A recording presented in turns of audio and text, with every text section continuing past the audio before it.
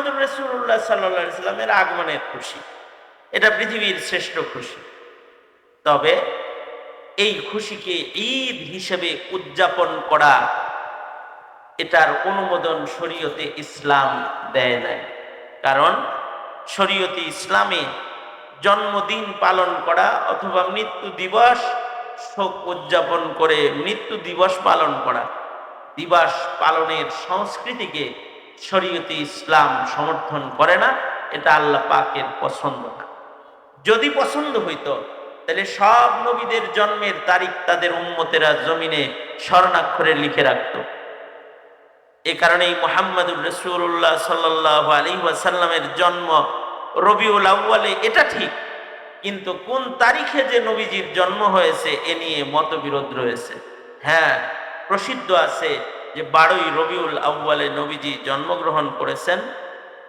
তবে মুআররিখিন মুহাক্কিকিন যারা বিজ্ঞ অভিজ্ঞ, তারিখ সম্পর্কে জ্ঞান যাদের আছে, তাদের বক্তব্য হইল যে নবীজির জন্ম হয়েছে 9 রবিউল আউয়াল। ওনারা বলেন নবীজির জন্মের তারিখ 9 তারিখ, মশহুর আছে 12 তারিখ। তারিখ যেটাই হোক, 9 তারিখ হোক অথবা 12 তারিখ হোক, উম্মতের জন্য নবীর জন্মদিন পালন করার কোনো নির্দেশনা আল্লাহর পক্ষ থেকে নাই। এটা ইসলামে নাই, এটা আল্লাহ পাকের পছন্দ না। বরঞ্চ কেউ যদি এটা নিজের থেকে নিজে কোনো ইবাদত বানিয়ে উদযাপন করে, এটা হবে শরীয়তে ইসলামের মুখালেফ এক সিদ্ধান্ত এবং সুস্পষ্ট বিদআত। কারণ ইসলামে ঈদ দুইটাই, তৃতীয় কোনো ঈদের অবস্থান ইসলামে। এছাড়াও সাধারণ আকলও বলে জন্ম দিবস পালন করবেন অথবা মৃত্যু দিবস পালন করবেন, এই পালনের রীতিনীতি যদি জমিনে চালু হয়, তাইলে জন্মদিন আর মৃত্যুদিন পালন করতে করতে অন্য কোনো কাজ করার সময় পাবেন না। স্বাধীনতার পর থেকে বাংলাদেশের যত নেতা জন্মাইছে, সবার জন্মদিনে যদি একদিন করে ছুটি দেয় আর কেক কাটে, আর সবার মৃত্যু দিনে যদি একদিন করে ছুটি দেয় আর শোক কাটায়, তাতে বাংলাদেশে 365 দিনে কাজের কোনো তারিখ আর বাকি থাকবে? স্বাধীনতার পূর্বের থেকে যদি হিসাব করে তাহলে তো ঘন্টাই তালাশ করে পাইতো না খাওয়া দাওয়া করা। শরীয়তে ইসলামে জন্মদিন পালন করার বিধানও নাই, মৃত্যু দিবস পালন করার বিধানও নেই। এগুলো কাফের মুশরিকেরা পালন করে, সেই রীতি নীতি সেগুলো অনুসরণ করে আজকে মুসলমানরা শুধু জন্মদিন বার্থডে পালন করে তা না, তারা ম্যারেজ ডেও পালন করে, বিবাহ বার্ষিকী। এখনকার বাবা মার বিয়া, এটা বাচ্চারাও খায়। কেমনে? ছোটটা খায় আর কি, আসলটা তো পায় নাই। জন্মের পরে দেখেছে ম্যারেজ ডের আয়োজন হয়েছে, বাবার বিবাহ বার্ষিকী উদযাপিত হচ্ছে, তো মা বাবারে আবার দুলা আর দুলহান সাজায়া আবার সন্তানেরা বাপ মার বিয়ার অনুষ্ঠান দেখে। এই কুসংস্কৃতি, এগুলো ইসলামের নয়, এগুলো হলো লাল চামড়াওয়ালাদের কাছ থেকে আসা প্রোডাক্ট, যা মুসলিম সমাজকে জরুরি কাজ থেকে অন্যায় কাজের মধ্যে লিপ্ত রাখার এক প্রয়াস মাত্র। জন্মদিন উদযাপন করা অথবা মৃত্যু দিবস উদযাপন করা শরীয়তে ইসলামে নাই। হ্যাঁ, ইসলামে ঈদের দিন আছে, দুটি ঈদ আছে। একটা ঈদের নাম হলো ঈদ উল ফিতর, আর একটা ঈদের নাম হলো ঈদ উল ফিতর। এটা কোনো দিবসের সাথে এর সম্পর্ক নাই, দিনের সাথে সম্পর্ক নাই।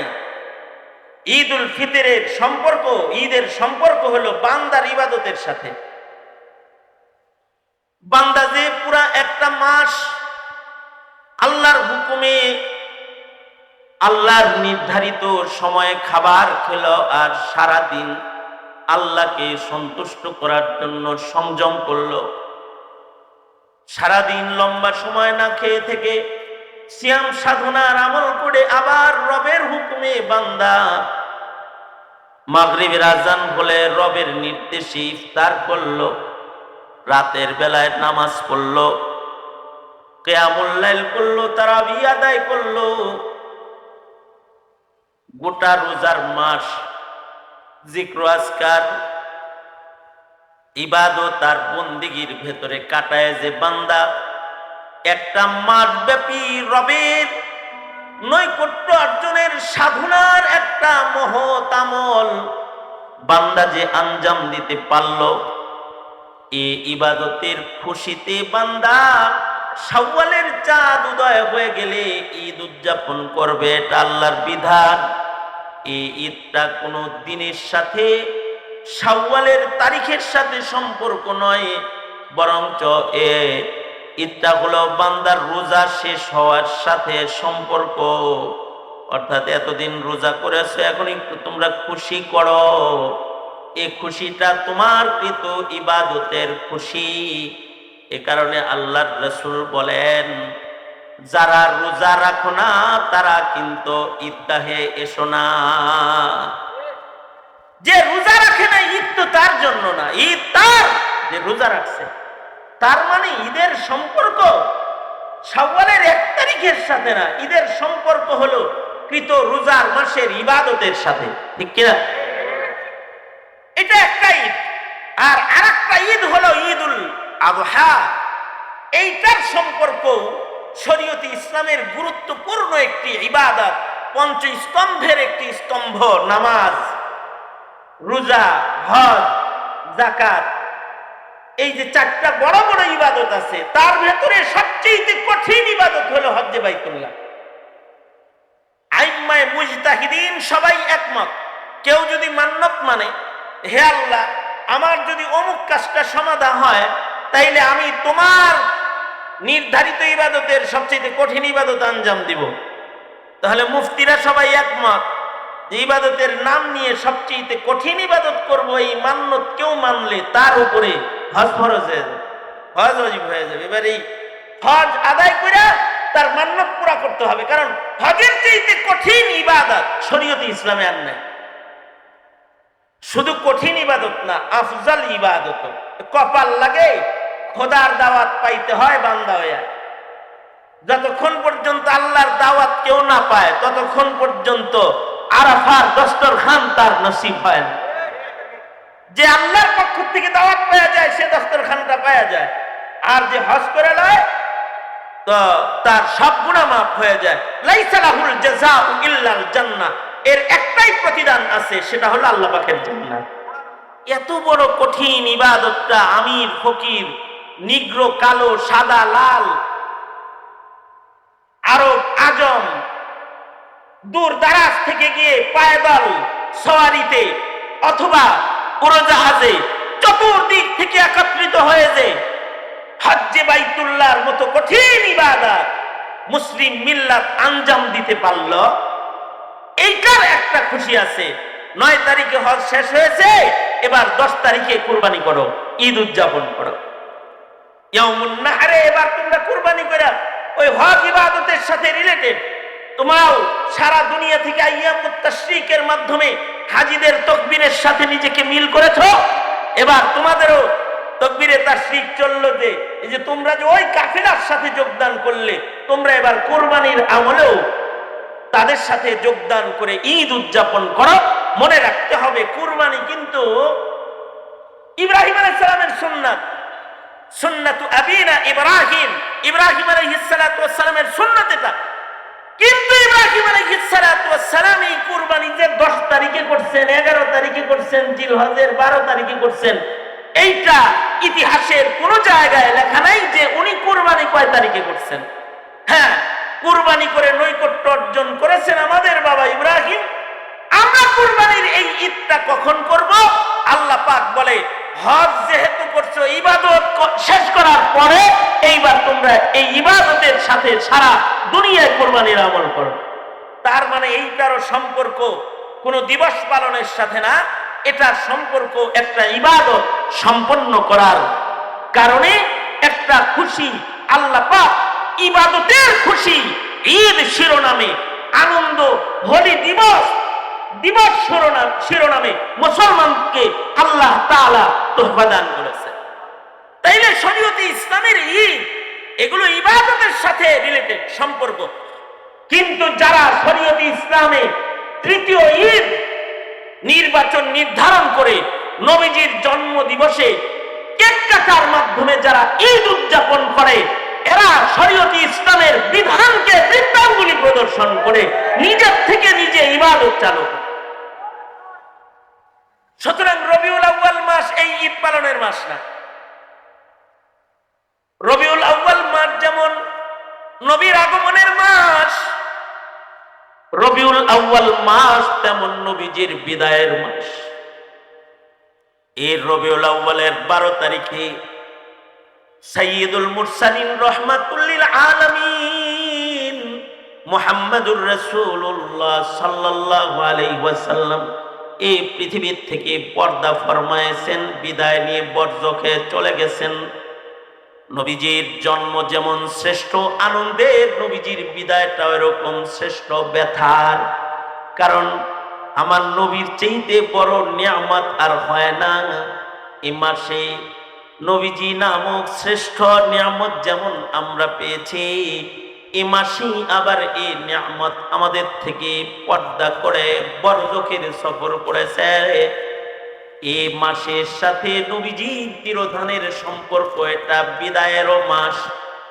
জন্ম মৃত্যু একই মাসে নবীর আমাদেরকে স্মরণ করায় দিয়ে মহান রব্বুল আলামিন নবীজির গোটা জিন্দেগি জন্ম থেকে মৃত্যু পর্যন্ত উম্মার কাছে স্মরণ করায়। তার মানে শুধু জন্মের স্মরণ নয়, শুধু মৃত্যুর স্মরণ নয়, সিরাতুন নবীর স্মরণ করে নিজেকে গঠন করো। জন্ম থেকে মৃত্যু পর্যন্ত গোটা হায়াতটাকেই স্মরণ করো, আর এই গোটা হায়াতকেই তোমরা অনুসরণ অনুকরণ করো। কেক কাটা মুহাব্বতের না। নবীজি বলেন, আমার মুহাব্বত যদি প্রকাশ করতে চাও তাহলে কেক কাইটা মুহাব্বত প্রকাশ করবা না। মুহাব্বত প্রকাশ করার আরো কোন তরিকাও আছে যা নবী শিক্ষা দিয়েছে। নবীজি সাল্লাল্লাহু আলাইহি ওয়াসাল্লামের মুহাব্বত তো ঈমান। এই মুহাব্বত যদি প্রকাশ কেউ না করে তাহলে তো তার ঈমানই কামেল হবে না। আর নবীজির সাথে তো মুহাব্বতের সম্পর্ক করতেই হবে, কারণ নবীজির শাফাআত ছাড়া জান্নাতে যাওয়ার আশা করাও তো যায় না। কারণ আমাদের যে টুটা ফাটা ইবাদত, এই দিয়ে আমরা জান্নাতে চলে যাব এমন আশা আমাদের জন্য করা মানায় না। আরে আবু বকর উমরই নিজের ইবাদত দিয়ে জান্নাতে যাওয়ার আশা করে নাই, আর সলিমুদ্দি কলিমুদ্দি খালিদ সেবুল্লাহ মহিউদ্দিন আর জাকারিয়া আমরা আমাদের ইবাদত দিয়ে জান্নাতে চলে যাব। বিষয়টা তো এত সস্তা না, তো এত সস্তা না তো জান্নাত। हर गफलत ये तेरी हस्ती नहीं, हर गफलत ये तेरी हस्ती नहीं, देखे जन्नत इस कदर सस्ती नहीं, राह गुजर दुनिया ये बस्ती नहीं, जाए आयशो इशरतो मस्ती नहीं, जाए आयशो इशरतो मस्ती नहीं, हर गफलत ये तेरी हस्ती नहीं, देखे जन्नत इस कदर सस्ती नहीं, राह गुजर दुनिया ये बस्ती नहीं, जाए आयशो इशरतो मस्ती नहीं। दुनियार हायाते मस्ती कइरा আর মনে যা চায় তাই কইরা জান্নাত কামনা কইরা খোদার জান্নাতের দরজা পর্যন্ত পৌঁছা সম্ভব না। জান্নাতে যাইতে সাধনার জিন্দেগি লাগে, আর জান্নাতে যাইতে আল্লাহ পাকের রহমত লাগবে। ইবাদত দিয়েও জান্নাতে যেতে পারবে না। বেরিয়া ইবাদত নিয়ে দাঁড়াবে ময়দানে মাহশারে, ইবাদত দিয়ে জান্নাতে যেতে পারবে না। বুখারীর riwayat, আল্লাহর রহমত দিয়েই তার জান্নাতে যাইতে হবে। হ্যাঁ, আবার ইবাদত নাই কিন্তু আল্লাহ দয়া করে ফেলছে, আল্লাহ দয়া করলে জান্নাত পেয়ে যাবে। এবার প্রশ্ন হলো, খোদা যে কার করে দয়া করবে? তবে অবশ্যই দয়াটা যাকে তাকে করবে না, যে দয়ার উপযুক্ত তাকে দয়া করেই ফেলবে। যদি তখন সে গুনাহগার হয় তাও বলবে যা মাফ করে দিলাম। হাদিসে পাকে আজব আজব রেওয়ায়াত আছে। এক রেওয়ায়াতে আছে বান্দার নেকি নাই, খালি গুনাহ। আল্লাহ পাক তারে বলবে এই দিকে আয়, তোর গুনাহগুনি সামনে নিয়ে আল্লাহ পাক বান্দার গুনাহ শুরু করবে। আচ্ছা, কাহার আর জালাল মালিক যদি গুনাহ শুরু করে, তাইলে কি বোঝা যায়? জান্নাতে যাইতেছে না দোজখে যাইতেছে? গুনাহ গুনতেছে কে? খোদ আল্লাহ নিজে গুনাহ গুনতেছে। এই এটা করস নাই গুনাহ? হ্যাঁ করছি। এটা করস নাই? করছি। এটা করস নাই? করছি। গুনাহ গুনবে, গুনাহ বলবে মাসালান, আমি এর একটু তাসবিহ সহ বলতেছি। বলবে ঠিক আছে, বাহাদুর শাহ পার্কের মাহফিলে যে কানছিলি আর তওবা করছিলি না, এটা আমার কাছে পছন্দ লেগে গেছে। যা, তোর এই গুনাহগুলাকে নেকি দিয়ে পাল্টায়া দুনিয়াতে সত্তার হিসাবে তোর গুনাহ যেমন ঢেকে রেখেছিলাম, হাসরে আজকেও তোর গুনাহ ঢেকে রেখে যা, তোকে মাফ করে দিলাম, জান্নাত দিয়ে দিলাম, জাগা যা। কোন কোন মুহাদ্দিসরা এই হাদিসকে হাদিসে মুসালসাল বিযহকের ভেতরে আনছেন। কারণ কি? কারণ হলো বান্দা তখন আল্লাহরে বলবে কি, আল্লাহ সব গুনাহ হয় নাই তো। মানে বান্দা বলবে আল্লাহ আরো কিছু গুনাহ আছে যেটি আপনি গুনেন নাই। মানে হ্যাঁ চিন্তা হইলো যেগুলা গুনছে এগুলা যেহেতু নেকি বানায় আমারে মাফ করে দিছে, বাকিগুলাও যদি গুনে তাহলে তো নেকি সংখ্যা বাড়ে, তাহলে মর্যাদায় ডুবাইরা যায় না। ওই বান্দা বলবে কি, আল্লাহ সবগুলা গুনছেন না, আর কিছু বাদ আছে এটিও গুনালাম। আর এক রিওয়ায়াতে আছে দুই বান্দাকে আল্লাহ তাআলা বলবে, এই তোদের গুনাহ নাই, তোদের ইবাদত নাই, খালি গুনাহ কর, যা দোজখে চলে যা, জাহান্নামে যা। দুনো বান্দা জাহান্নামের দিকে রওনা করে।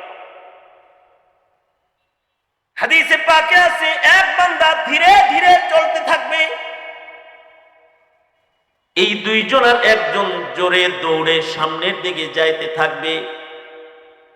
ধীরে ধীরে যে হাঁটতেছে তাকে আল্লাহ তাআলা বলবে, দোজখে যাইতে বললাম তোর সাথের জন দরজার কাছে চলে যায়, আর তুই পিছনে রইছস, আস্তে চলস কেন রে বান্দা?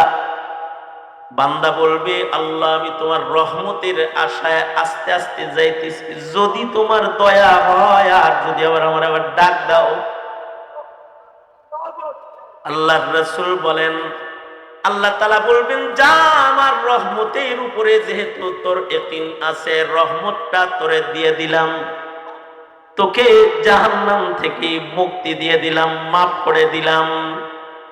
আল্লাহ তাআলা দৌড়ে যে বান্দা জাহান্নামের দিকে যাইতেছে তাকে ডেকে বলবে, এত তড়িৎ গতিতে দৌড়ায় দোজখে যাস কেন রে বান্দা? দাঁড়া, এত তাড়াতাড়ি দৌড়ে দোজখের দিকে কেন যাইতাছ?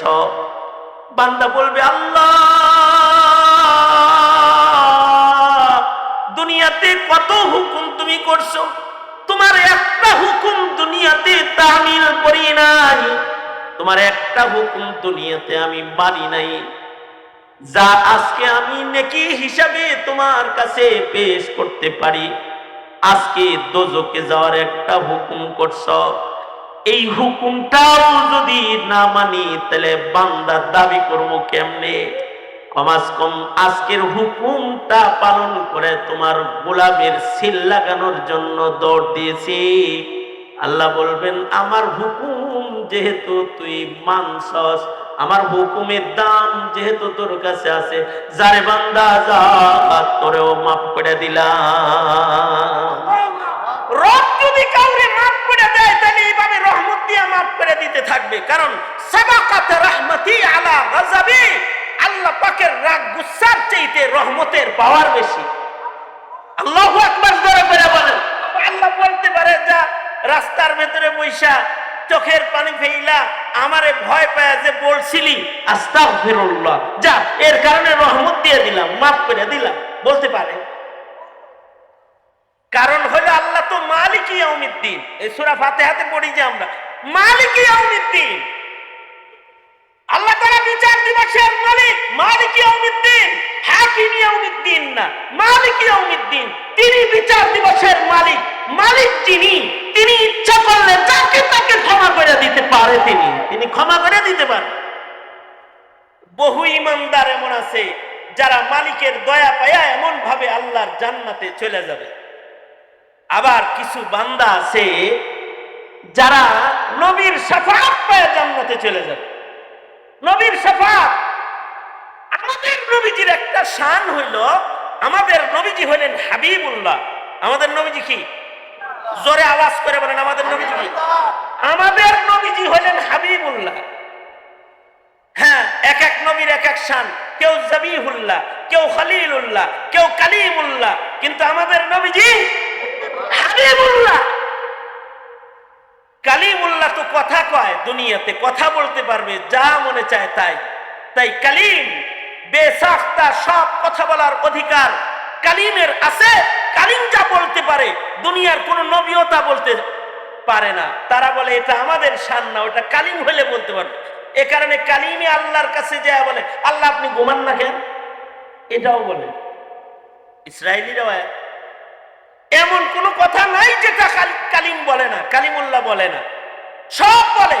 এ কারণেই তো শেখ জাকারিয়া বলছেন, ভিক্ষুকেও বলে, এই জিগায় তো আমার মিসকিন বানাইছে কি আরে আল্লাহ।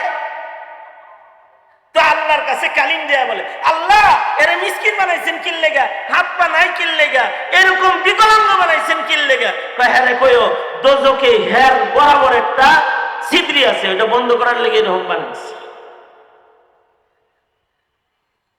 যা যা মনে চায় তাই জিজ্ঞাসা করতে পারে, এর কারণে হলো কালিম।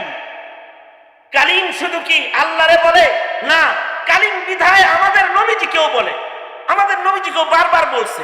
যেমন যেমন মেরাজের রাত্রিতে আল্লাহর রাসূল যখন 50 ওয়াক্ত নামাজ নিয়ে নিচের দিকে আইতেছেন, উপরে কিন্তু ইব্রাহিম বাবার লগে দেখা হইছে, উনি কিছু বলল না, কারণ তিনি খলিলুল্লাহ।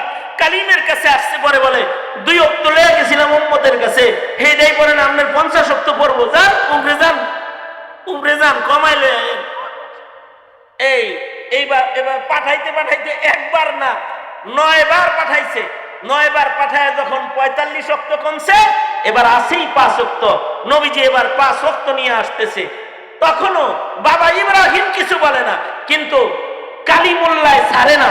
কালিমুল্লাহ বলে এই 5 ওয়াক্ত পড়তে পারবো না, এটি নিয়ে যান, কমাইলে আসেন। আল্লাহর রাসূল বললেন, যতবার গিয়েছি 5 করে আল্লাহ পাক কমাইছে, এই 5 লয়ে যাই, 5ও কাইটা দেখ, পরে খালি হাতে উম্মতের কাছে যাবো, শরম লাগতেছে আমার, আমি এটা নিয়ে যাই গা, আমার উম্মত এটা হক আদায় করবে ইনশাআল্লাহ। এই 5 ওয়াক্ত নিয়ে হাবিব রওনা করলেন। কালিমুল্লাহ কিন্তু তখনও যাইতে বলছে। আল্লাহ পাক হাবিবুল্লাহকে ওই যে খলিলুল্লাহ বলে না কেন? খলিলুল্লাহ বলে না এজন্য, খলিলুল্লাহ তো আল্লাহর সব হুকুম মেনে নিয়েও আল্লাহকে দোস্ত বানানোর জন্য তৈয়ার। খলিলের ভিতরে আছে নিজে আল্লাহকে পাওয়ার জন্য সব করবে, প্রয়োজনে আগুনে পুড়তে বলে আল্লাহ নিজেকে, তো খলিল বলে আমি আগুনে পুড়তেও রাজি আছি। আল্লাহ খলিলকে বলে সন্তান জব করো, খলিল বলে আমি আমার নিজের সন্তান জবাই করতেও রাজি আছি। আল্লাহ খলিলকে বলে স্ত্রী বিবি মরুভূমিতে রেখে আসো, খলিল বলে আল্লাহ আমি এটাও করতে রাজি আছি। তো খলিলের সামনে 50 ওয়াক্ত লয়ে গেলে খলিল বলবো আমি রাজি আছি। রাজি আছে তো? আরে 50 ওয়াক্ত কিসে, 100 ওয়াক্ত দিলেও করবো, খলিল করবো ঠিক আছে রাজি আছি, কারণ তিনি তো আল্লাহকে পাওয়ার জন্য সব করতে রাজি, এ কারণে খলিলুল্লাহ। কিন্তু হাবিবুল্লাহ হলো আল্লাহর হাবিবকে খুশি করার জন্য আল্লাহ সব করতে রাজি। আল্লাহর হাবিবকে খুশি করার জন্য আল্লাহর হাবিবের গুনাহগার উম্মতকে দোজখ থেকেও বের করতে রাজি। আল্লাহর হাবিবকে খুশি করার জন্য 5 ওয়াক্তের বদলায় 50 ওয়াক্তের সওয়াব দিতে রাজি। দেখে বলে হাবিবুল্লাহকে দিয়েছিলাম আপনার হাতে 50, কিন্তু কমাইতে কমাইতে 5 বানায়া দিলাম। চইলা যাইতেছেন বন্ধু, আপনাকে খুশি করার জন্য ঘোষণা দিয়ে দিচ্ছি, শুনে যান, খুশির ঘোষণাটা নিয়ে যান। নিয়ে যাইতেছেন 5, কিন্তু উম্মত আদায় করলে 5 সওয়াব নয়, 50 ওয়াক্ত নামাজ পড়ার সওয়াব আমি আপনার উম্মতের দান করব। হাবিবুল্লাহর হাতে যেটা দিছি এটাকে কমান যায় না, এটা পুরাই রাখবো, আদায় করবে 5 কিন্তু সওয়াব দেব 50।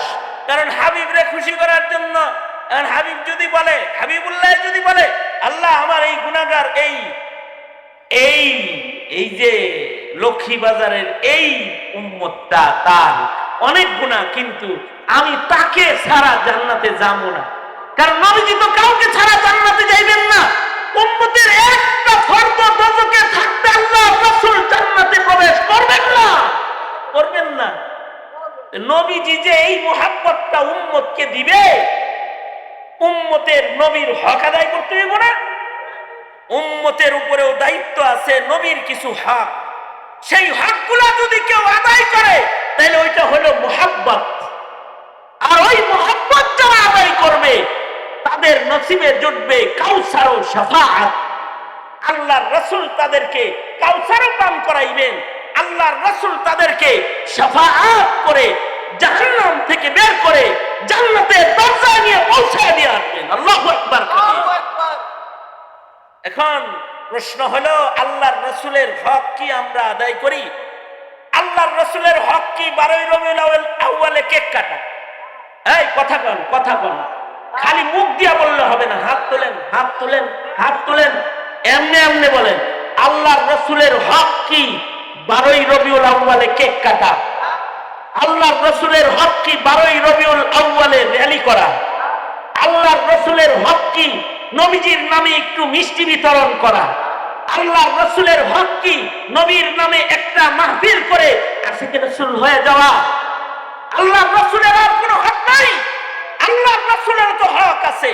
তুমি তোমার ছেলের হক আদায় করলে, মেয়ের হক আদায় করলে, বিবির হক আদায় করলে, নেতার হক আদায় করলে, দলের হক আদায় করলে, ধর্মের হক নাই।